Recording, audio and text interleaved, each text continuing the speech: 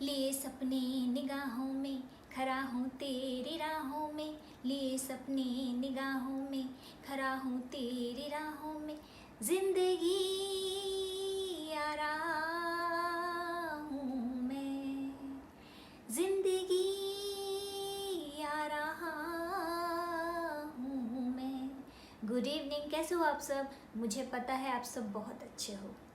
मेरा नाम है कल्पना और मैं इस चैनल पे लाती हूँ हर मंडे, वेडनेसडे एंड फ्राइडे को एक नई कहानी, जिसमें होता है बहुत सारा ड्रामा, बहुत सारा हंगामा, बहुत सारे moral values and at the end happy ending.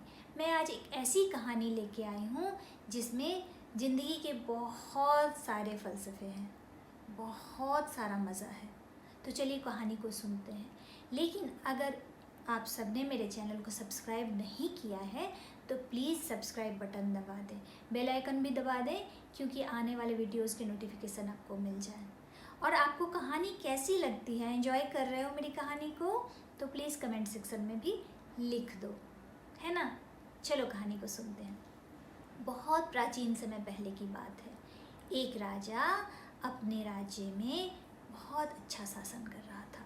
प्रजा भी खुश थी, राजा भी खुश थे और सब कुछ अच्छा था, चल रहा था। राजा के 3 बेटे थे और तीनों बेटे बहुत ही होनहार थे। राजा ने बहुत अच्छी परवरिश दी थी बच्चों को।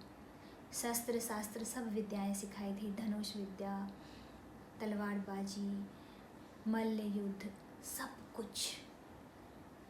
सारे राजकुमार बड़े ही तेजस्वी थे। और उस राज्य का एक नियम था कि उस राज्य में जो भी विवाह योग्य पुरुष होते थे उन्हें राज्य के पूर्व दिशा में एक ऊंची पहाड़ी थी, वहाँ पे जाके अपना धनुष चलाना होता था। और उस धनुष से निकला हुआ बाण जहाँ भी गिरता था, जिसके आंगन में गिरता था, वहाँ पे जो भी सुयोग्य कन्याएं होती थी उनके साथ उस युवक का विवाह करा दिया जाता था। अब राजा को भी लगा कि मेरे तीनों बच्चे बड़े हो गए हैं, उनका विवाह करा देना चाहिए।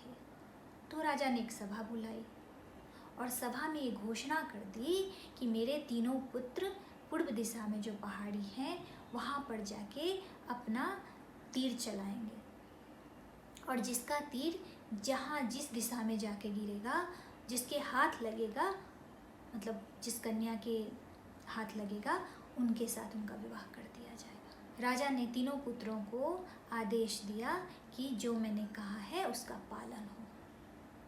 तीनों पुत्र उठे, पिता के चरण स्पर्श किए और पहाड़ी की ओर चल पड़े। पहला बेटा जो था उसने उत्तर दिशा में अपना तीर चलाया।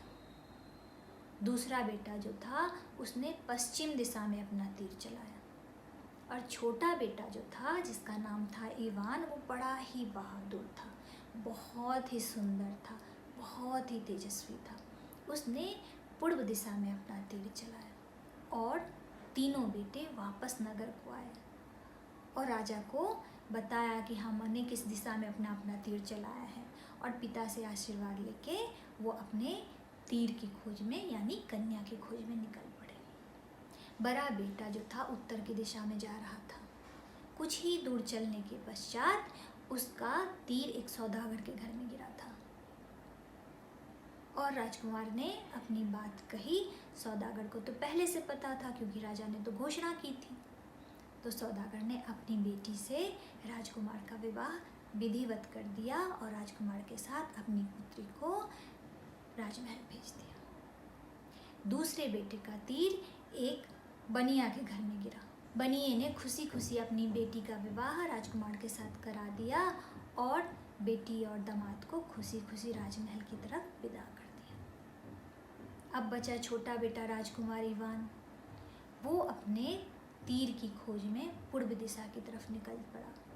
चलते चलते चलते महीनों बीत गए, उसे अपना तीर कहीं नहीं मिला। राजकुमार चला जा रहा था, उसे समझ में नहीं आ रहा था कि उसका तीर गया तो कहाँ गया।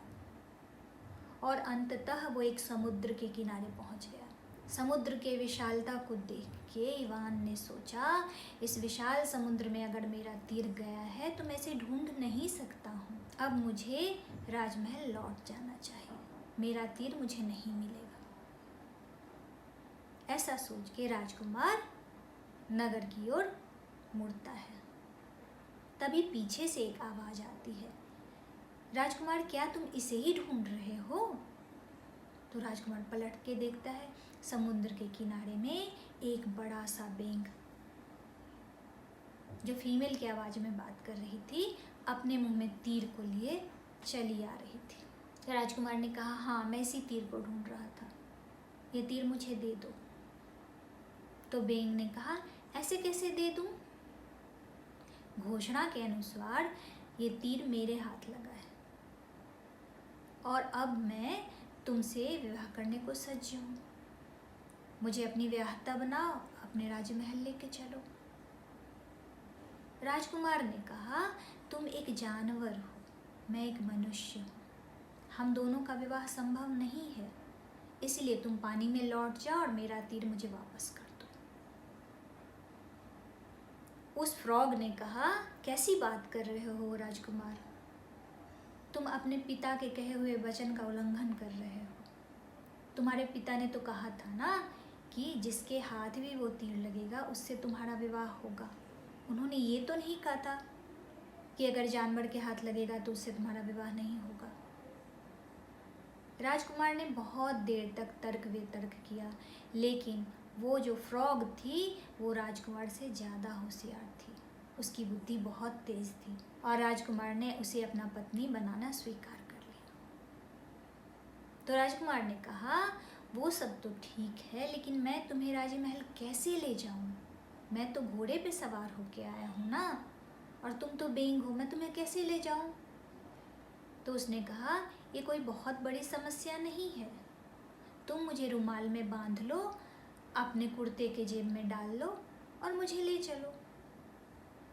राजकुमार को भी ये बात उचित लगी और वो अपने नगर को लौट आया। राजकुमार जब नगर में पहुंचा तो उसने देखा नगर में पहले से ढोल नगाड़े बज रहे हैं, शहनाइयाँ गूंज रही हैं, पूरे राज्य महल को फूलों से सजाया गया है, सब लोग उत्सव मना रहे हैं।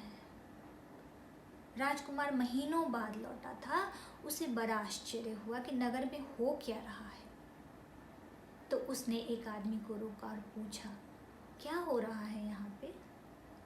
तो उस आदमी ने कहा कि राजकुमार इवान, आप सही समय पे वापस चले आए, महीनों आपकी प्रतीक्षा हुई, जब आप वापस नहीं आए तो महाराज ने आपके दोनों बड़े भाइयों का विवाह निश्चित कर दिया और उसी का आनंद उत्सव मनाया जा रहा है। अब आप वापस आ गए हैं तो आप तीनों भाइयों का विवाह साथ में ही होगा। तो मैं महाराज को जाके ये बात बता देता हूँ कि आप भी लौट आए। इवान जब महल में लौट के आया तो उसकी पहली मुलाकात उसके बड़े भाई से हुई और बड़ा भाई पूछने लगा, इवान तुम्हारा चेहरा लटका हुआ क्यों है, तुम इतने दुखी क्यों हो, मुझे बताओ। राजकुमार को लगा कि यही सही वक्त है, मैं अपने भाई को सारी बात बता देता हूँ। तो इवान ने अपने और बेंग वाली सारी कहानी अपने बड़े भाई को कह सुनाई। अब बड़ा भाई जोर जोर से हंसने लगा। इवान को बड़ा दुख हुआ, उसने सोचा मैं दुखी हूँ, मैं अपनी व्यथा कह रहा हूँ और ये हंस रहे हैं। तो इवान ने कहा, भैया आप इतने ज़ोर से मत हंसिए, मैं नहीं चाहता कि इसके बारे में किसी और को पता चले। तो बड़ा भाई मुंह दबा के हंसने लगा कि मैं किसी को नहीं बताऊंगा, मैं किसी को नहीं बताऊंगा। तब तक उसका मंझला भाई भी वहाँ पहुँच गया और उसे भी सब बात पता चल गई और दोनों भाई मिलके इवान का मजाक उड़ाने लगे। इवान बहुत दुखी हो गया और अपने कमरे में चला गया। उसने अपने पॉकेट से बेंग को उतारा और साइड टेबल पे रख दिया और खुद चुपचाप अपने बेड पे लेट गया और सोचने लगा कि अब मुझे क्या करना चाहिए।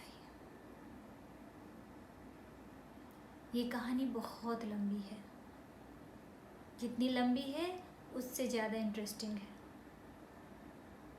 तो आज मैं अगर सुनाने लगूंगी तो वीडियो बहुत लंबा हो जाएगा, इसीलिए इस कहानी को मैं अगले दिन सुनाती हूँ, ठीक है ना। तब तक के लिए मैं आप सबसे विदा लेती हूँ और मिलती हूँ इस कहानी का अगला भाग लेके। तब तक आप भी सोचिए इवान क्या करेगा, उसका अगला फैसला क्या होगा, है ना। चलिए, जय हिंद।